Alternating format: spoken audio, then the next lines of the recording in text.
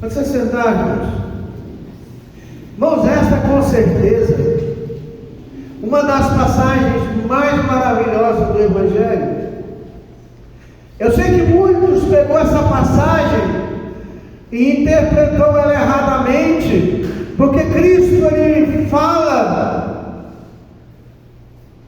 e muitos interpretou erroneamente tanto essa como outra passagem, quando Cristo pergunta para o demônio qual é o seu nome. Mas nesse texto específico aqui, Cristo fala com os pais, e nesse texto nós vemos a grandeza do Senhor, a grandeza de Cristo. Nesse texto nós vemos, irmão, como é importante procurar no lugar certo. Vemos um pai sofrendo, uma família dilacerada. Quem tem um filho doente sabe como é ruim. Quem já teve um filho doente sabe quanto é ruim. Quem tem uma criança, e aqui o pai diz, olha, desde pequeno que acontece isso. O texto diz, olha, desde pequeno acontece isso, tem muito tempo. Então esse pai sofria a vida toda. Eu via hoje meu filho em casa com os meninos brincando, e como deve ser ruim um pai ver seus filhos doentes, né, irmão Anderson? Sofrendo, o pai faria de tudo, e esse pai aqui tentou de tudo, até que ele procurou no lugar certo. Ele procurou primeiramente os discípulos, mas não obteve sucesso. Tem muita gente que está procurando as pessoas, e as pessoas não vão resolver. Mas eu, assim como Daniel, o dia que chegar algo difícil para mim resolver, quando alguém chegar para mim com um pedido muito difícil, eu vou chegar e falar, me dá um tempinho, como Daniel falou para o chefe da guarda ali, que foi encarregado de exterminar o sábio da Babilônia. Eu vou falar, me dá um tempinho que eu vou orar, e meu Deus vai fazer um milagre. Você tem que ter humildade para saber que tem coisa que nós não resolvemos, é só Deus que resolve, e vai ser só com oração que você vai resolver. Tem coisas que nós precisamos entender. Eu preciso confiar e esperar. Tem coisas que só Deus resolve, mas tem um porém. Deus resolve quando Ele quer, na hora que Ele quer. Estamos achando que o nosso Deus, Ele age como as pessoas estão dizendo aí hoje, que esse negócio de oração já era, é só você crer e determinar que Deus resolve. Se você crer, Deus vai resolver, mas é no tempo dele.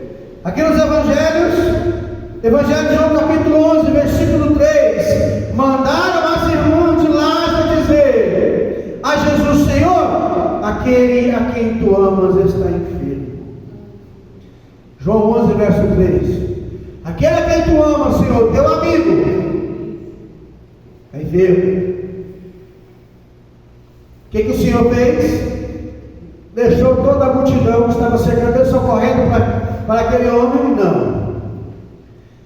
Jesus continuou o seu trabalho, continuou a ministrar, e ele chegou lá depois de 4 dias. Mas antes ele disse, olha, versículo 4 de João capítulo 11, quando Jesus ouviu isso, disse, essa enfermidade não acabará em morte, mas é para a glória de Deus, para que o Filho de Deus seja por ela glorificado. O Senhor quer, através do seu problema, ser glorificado. Ele quer que você seja abençoado, mas que o reino de Deus cresça através da sua vida. Nós temos que parar de achar que tudo é para a nossa glória. Quando eu sou abençoado por Deus, eu devo dar a glória para o Senhor. Eu tenho que deixar a glória com o Senhor, e não comigo, né? O que o Senhor disse em Marcos 9:19 vale para hoje. Olha o que ele disse em Marcos 9:19. Então Jesus lhe disse, ó geração incrédula, até quando estarei convosco? Até quando vos sofrerei? Isso é Marcos 9:19. As pessoas estão crendo mais, está crendo seremos mais como antes. Ah, pastor, eu creio sim, as igrejas estão lotadas. Igrejas lotadas. Mas será que estão lotadas de pessoas que adoram o Senhor mesmo? Que pega a Bíblia e lê? Será? Não estão lendo a Bíblia como antes, irmãos. E eu nem vou fazer uma pesquisa no nosso meio para mim não passar vergonha. Nós estamos lendo como a Bíblia como antes. Nós não estamos orando como antes. Eu lembro quando eu me converti, ainda jovem, eu li a Bíblia de manhã, de tarde, de noite. E eu não tinha, nem sabia o que era teologia, nem sabia o que era pegar um estudo bíblico. E eu comprei um caderno e eu anotava tudo que eu via na Bíblia que me chamava a atenção, que eu gostava, e comecei a anotar. Hoje os jovens já não fazem isso mais. Por quê? Porque tem um aplicativozinho aqui no celular que eu carrego a Bíblia. Irmão, isso aqui não é Bíblia, isso aqui é tecnologia. Isso aqui não substitui a palavra. Essa aqui é insubstituível. Cristão tem que carregar ela no carro, cristão tem que ter ela em casa, cristão tem que ter a Bíblia, como Paulo diz, nós temos a lei escrita nas tábuas de tinta do nosso coração, não com tinta, mas pelo Espírito de Deus eterno, nós temos que ter a palavra no coração. Até nós não estamos vendo milagres e testemunhos como antes, porque nós não queremos testemunhar. Irmão, quando Deus te abençoar, tenha a decência de dar a glória para Ele. Você está vindo pela glória do Senhor. Eu fui abençoado pelo meu Deus. Eu estava desempregado, eu orei e pedi um milagre, Deus me abençoou. Esse tempo que está vendo aqui, irmão, nós estamos aumentando. Eu orei muito tempo, Senhor, caminhe alguém para fazer esse trabalho. Eu conversei com muitas pessoas e ninguém quis pegar. Conversei com 3 ou 4 que eu sei que é construtor. Por último, um até que a gente conhece, nenhum deles vieram. Então o Senhor, tudo tem o seu tempo. Então precisa dar a glória para o Senhor. Testemunha como antes. Você não testemunha mais como antes. Irmãos, até nossos cultos estão mudando. Muito louvor, né? Muita tecnologia, pouca oração, pouca Bíblia. Aqui nós não temos tanta tecnologia, mas tem igreja que o altar é um palco, tem telão de LED atrás, tem jogo de luz em cima, do lado. E o que tem isso demais, pastor? Tem muita coisa. Tira a atenção do pregador da palavra e chama a atenção para as coisas que chamam mais a atenção. Se não tiver um guitarrista bom, se não tiver um louvorista que canta, que é top mesmo, se não tiver alguém assim, irmão, não vai. Quando eu me converti, a igreja era do tamanho desse altar. Igreja Cristã Primitiva em Anápolis. Sabe qual era o instrumento que a gente tinha, irmão Nascido? Sabe qual que era? Era o irmão com pandeiro. Só com pandeiro. E pensa no povo avivado, irmãos. Dava trabalho para o pastor acabar o culto. Depois que começou a aprender o violão aqui, apareceu a bateria depois de alguns anos. Agora não. Há igrejas que têm músicos profissionais que ganham para isso. Nem da igreja é contratado. Nós temos que voltar a ser cristão como antes. Adorar a Deus como antes. Orar em casa. Ah, pastor, vem para a igreja orar. Irmão, sabe aquela campanha de 12 horas de oração que vamos voltar o mês que vem? Aquilo ali não tem valor nenhum se você não orar na sua casa. Sabe por que muita gente não vem para orar na igreja? Porque não dá conta de orar. Ele não ora em casa, ele não lê a Bíblia em casa, ele não canta o hino em casa. Então o que ele vai fazer na igreja sozinho? Ele não sabe orar. Você já leu Mateus quando Cristo ensina o povo, os discípulos a orar? Senhor, ensina-nos a orar como os teus discípulos, como João Batista também ensinou. Então foi isso que Jesus ensinou, um modelo de oração oração que a gente chama de oração do Pai Nosso, mas aquilo é um esboço de uma oração. Primeiro, eu vou exaltar ao Criador. Pai nosso que está no céu, santificado seja o teu nome. Eu vou exaltar ao Criador. Eu vou agradecer por tudo que Ele fez por mim já. Eu vou agradecer por tudo que Ele está fazendo e por tudo que Ele vai fazer. Segundo, seja feita a tua vontade, assim na terra como no céu. Ou seja, eu vou buscar a vontade de Deus. Senhor, tem um projeto, tem um plano. Se for da tua vontade, maravilha. Se não for, me guia no caminho certo. Senhor, o pão nosso de cada dia nos dai hoje. Sabe o que isso quer dizer? Sabe o que é? Senhor, pão nosso de cada dia, algo é importante. Senhor, olha, eu quero fazer as palavras do reagudo das minhas palavras lá no livro de Provérbios. Senhor, não me dê nem a riqueza nem a pobreza. Não quero ser rico demais para que eu possa me esquecer de ti. Nem pobre que eu venha furtar. Me dá o que é necessário. A Bíblia tem resposta para tudo. Então, o pão nosso de cada dia, aquilo que é essencial. Você paga aluguel, não tem casa própria. Essencial para você é o seu aluguel, água, luz, e as coisas que você precisa para manter a sua família. Deus vai te dar. Quando você ora e quando você busca. Amém. E por aí vai. Você pode ler depois. Cada um daqueles parágrafos, cada uma daquela citação é um modelo de oração. Não dá para começar a nossa oração só pedindo. Então nossos cultos mudaram. Nós temos que colocar tudo na conta do Senhor. O Senhor se preocupa com o que acontece com a sua vida. Olha só, veja bem, como Ele se preocupa com o que acontece na sua vida. Olha só, aqui, quando Ele... Então, eu esqueci aqui. O Senhor se preocupa com o que acontece na sua vida. Marcos 9, 21 e 22. Perguntou-lhe Jesus ao pai do menino: há quanto tempo isso lhe sucede? Desde a infância, ou seja, desde quando ele era criança. Respondeu. 22. E muitas vezes eu tenho lançado no fogo e na água para o matar. Mas se tu podes alguma coisa, tem compaixão de nós e ajuda-nos. Mas o Senhor queria saber há quanto tempo estava aquele menino sofrendo. Quanto tempo a família estava sofrendo. Mas eu te pergunto, lembra do que Pedro disse quando Jesus o interpelou 3 vezes? Pedro, tu me amas? Lá no último capítulo de João. O que ele disse? Senhor, eu te amo. Segunda vez, Pedro, tu me amas? Ele disse: Senhor, tu sabes que eu te amo. Quando ele perguntou a terceira vez, o que Pedro respondeu? Senhor, ele baixou a cabeça. Tu sabes todas as coisas. Tu sabes que eu te amo. Pedro declarou: Senhor, tu sabes todas as coisas. Cristo não é Deus que se fez carne. Ele é o Filho de Deus, aquele que era, que é, que adivinha o Todo-Poderoso. Ele não sabia tudo que aquele menino estava sofrendo? Sabia.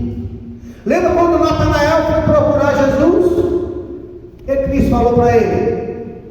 Antes que tu viesse, eu te vi debaixo da figueira. O Senhor te viu, Ele sabe o que você está passando. Mas Ele quer que você conte para Ele.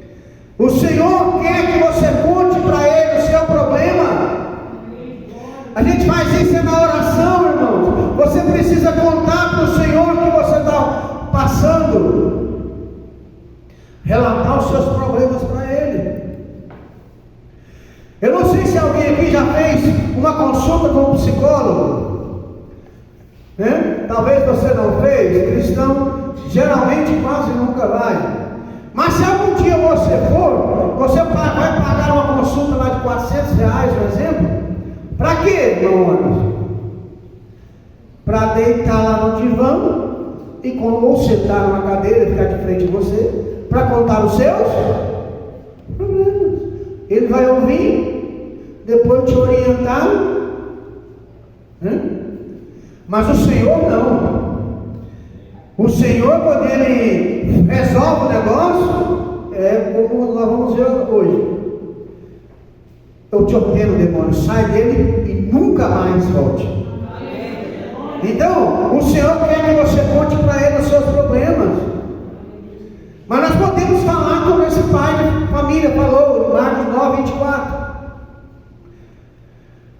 Imediatamente o pai do menino exclamou com lágrimas: eu creio, ajuda-me na minha falta de fé. Você pode dizer: Senhor, eu creio, mas eu ando fraco. Eu estou vacilando demais, Senhor, me ajuda. Fortalece a minha fé. Porque quando o Senhor te abençoar, vai ser algo permanente. Não vai ser algo que vai voltar. Ó, verso 25. Jesus viu que a multidão começou a chegar, porque ele começou a conversar com o pai. Ele viu que o pai contando o sofrimento, então a multidão queria saber o que Cristo ia fazer. Quando você passa a servir ao Senhor, que você passa a orar, o povo quer saber se você vai ser abençoado ou não. O diabo quer saber se Deus vai te responder ou não. Se Deus vai te responder ou não. E as pessoas vão começar a aglomerar perto de você, ainda que seja por curiosidade. Como é que o povo lá fora preocupado com o que a gente faz, né? Então diz a Bíblia aqui, que o Senhor diz: vendo que a multidão concorria, repreendeu o espírito imundo e disse-lhe. Isso aqui só aconteceu nesse caso, irmãos. Espírito imundo e surdo, eu te ordeno, sai desse jovem e nunca mais torna a ele. Cristo não contou naquela parábola, quando o espírito sai do ser humano, o que ele faz? Ele sai vagando, procurando um lugar de repouso. Como ele não acha, ele diz: não vou voltar para a casa de onde eu saí. E ele voltando, ele acha ela limpa, varrida, ornamentada. O que ele faz? Chama outros demônios pior do que ele. Ó, achar uma casa limpinha, vamos lá para lá fazer bagunça. E o diabo nada mais é do que o menino que gosta de fazer bagunça. Mas aqui nesse caso foi diferente. Jesus expulsou o demônio e proibiu para esse homem, para essa vida, nunca mais volta. Aquele demônio, assim, nunca mais poderia entrar naquele jovem, porque Deus estava assim determinando. Quando Deus te abençoa, é para sempre. Quando o diabo te dá alguma coisa, ele costuma tomar.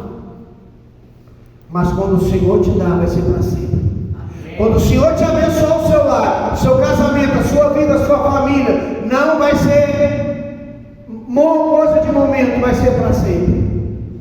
Quando o Senhor abençoar seus filhos, quando Ele abençoar a sua geração, não vai ser algo temporário, vai ser para sempre. E outra coisa, vai ser algo que vai perdurar.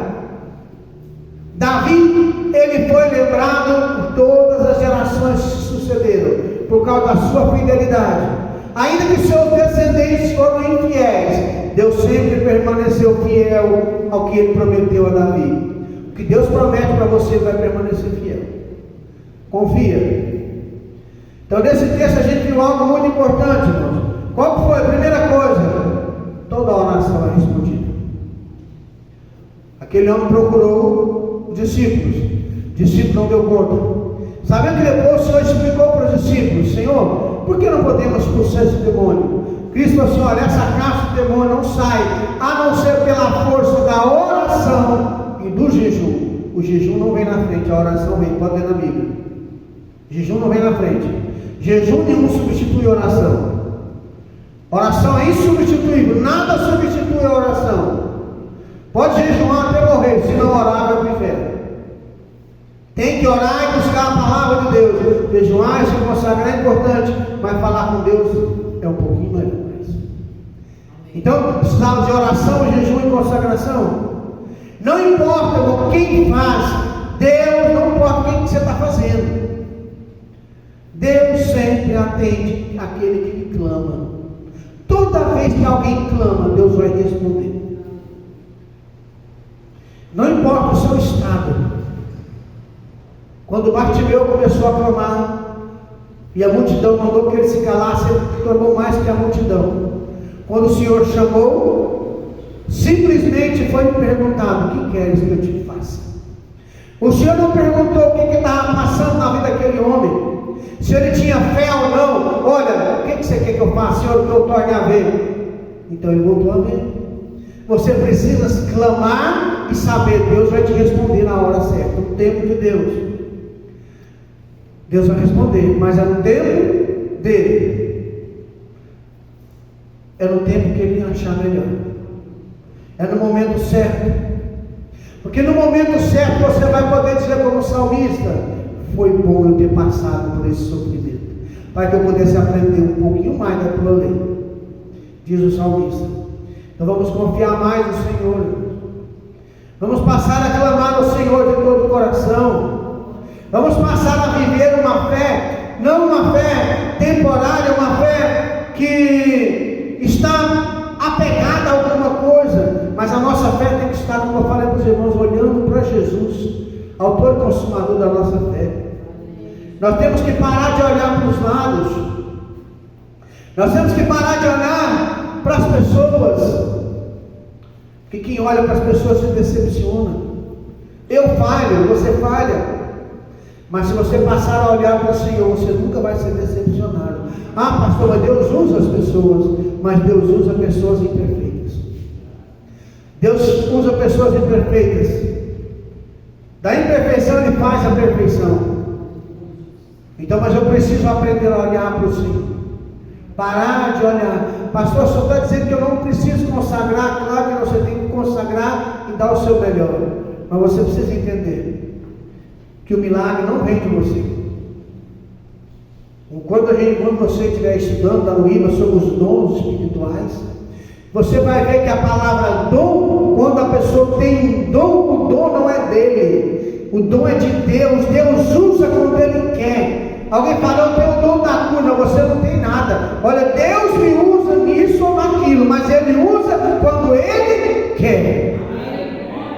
Ou será que não teve gente na época de Paulo que ficou sem curar? Irmãos. Deus usa quando Ele quer. Você é o instrumento que Deus vai usar. Diga: eu sou o instrumento. Você é o instrumento na mão de Deus. Vamos ficar em pé, vamos louvar o Senhor.